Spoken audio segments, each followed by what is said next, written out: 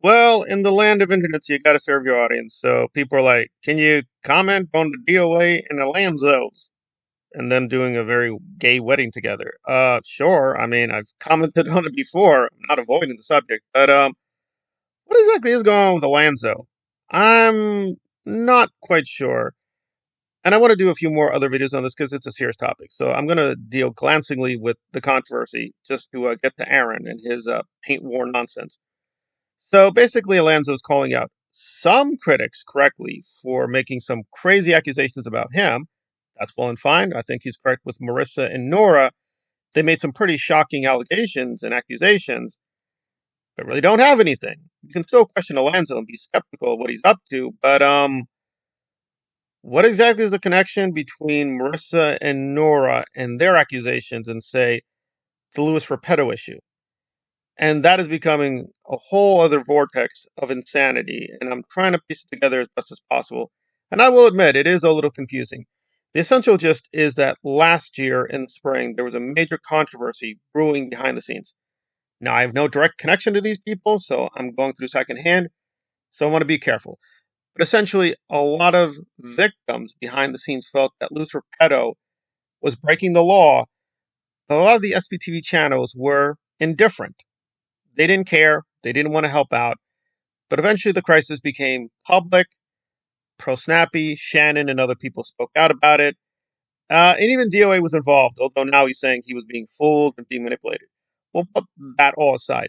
So Alanzo is saying that he's demanding that certain YouTubers like Miss J come forth with all the evidence. If they're going to make these accusations about Louis Repetto, they need to lay out all the receipts. Well, this is like apples and oranges. I mean, again, whether you like Marissa or Nora or not, they are, to put it mildly, notorious for doing ad hominem toxic attacks. And when they are asked for receipts, they don't really have anything at all, at all. And these accusations are very serious. So that's very alarming. So it's fine for Alanzo to call that out. But good or bad, the Louis Repetto issue is totally separate and very, very different. It's one thing to say a toxic lying grifter who may be getting money from Aaron is spreading lies about a male victim and calling him a predator without any evidence. That's very alarming. That's very stupid. That is not the same thing as people withholding information where possibly, again, we don't know for sure, dozens of women may have been victimized. In that case, you may not be able to give all the information out, right? Because it's just a very sensitive case. Also, I have seen some of the evidence, so I'm in a little different situation. It has been cataloged in various places. There's at least something with Louis Repetto. It could be all these women are lying. Let's just be totally logical and neutral. It could be they were lying. The evidence is flimsy, so on and so forth. It was just a big panic over nothing. That's totally possible. These are still apples and oranges. In terms of epistemology, they are not the same thing. They're not totally disconnected, but they're not directly connected to one another. And good or bad, whether you like it or not, or I like it or not, again, it can be dealt with differently. Like what Louis Repetto did possibly is a criminal case. It's dealt with by the criminal part of the U.S. justice system. What Alanzo is talking about is more a civil case. It's still bad, but again, to be fair, could he lock up Nora and or Marissa? Maybe, maybe not. I don't think it would hurt to put them in jail, frankly, because they're very abusive bullies, but could he put them in jail? Probably not. Probably not. There's really not enough there. And that's true on both sides. So what is Dianetics Marissa even saying? That Alanzo allegedly was stalking, harassing her for decades. Okay, what's her evidence? Oh, he has a blog where he wrote about her. Okay. He also wrote about many other topics. So, first of all, she's just lying. Like, oh, all the blog is obsessed. It's all about her. It is not.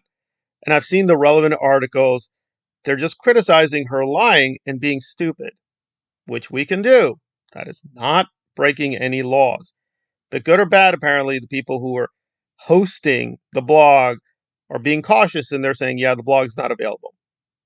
I also like that Nora's trying to pull from the blog, even though it's technically down, to prove Alanzo the predator.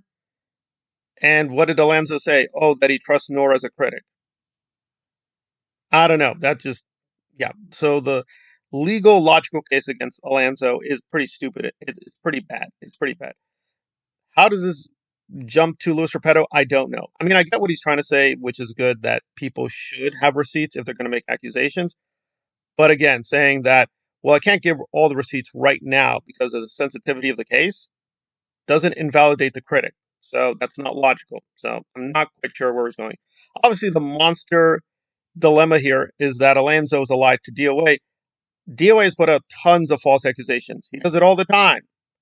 Now, does he get things right? Yes, I've said it. Sometimes he does get the accusation correct. Sometimes the accused person is guilty, but he's not very cautious. So I'm wondering what Alanzo's logical point is. I mean, you're hanging out with DOA and he puts out false accusations. So what's the big issue? I don't know. I agree in his case, we should be more sensitive. But, I mean, these are different cases with DOA and Louis Repetto. We need more of an argument there. But that's just me. Okay, so now let's jump to Aaronis, who is promising he will finally directly take on the Clearwater Police.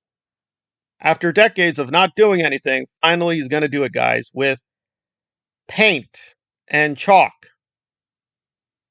Right. Alrighty then. So what is going on? Well, even though Aaron's subscribers have basically kind of recovered their pre-Jenna crisis numbers, Aaron last year lost about 9,000 subscribers because of Louis Repetto, Jenna Miscavige, and other related scandals. It's a lot. It's a lot. So it seems like his channel is back to 244,000. So he's back where he was just a few years ago. But the channel's in trouble because aside from his Clearwater crew videos, his other videos just perform very poorly because the word is out. He's not trustworthy. He's a grifter. He's a liar. And there are many credible accusations against him. So he's trying to change the framework, which I get. So now Aaron the protester will emerge to take on the evil police. And I agree the Clearwater police are very corrupt. That's definitely true.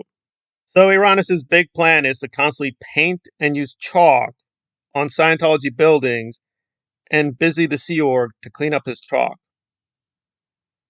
And there you go. That's the master plan.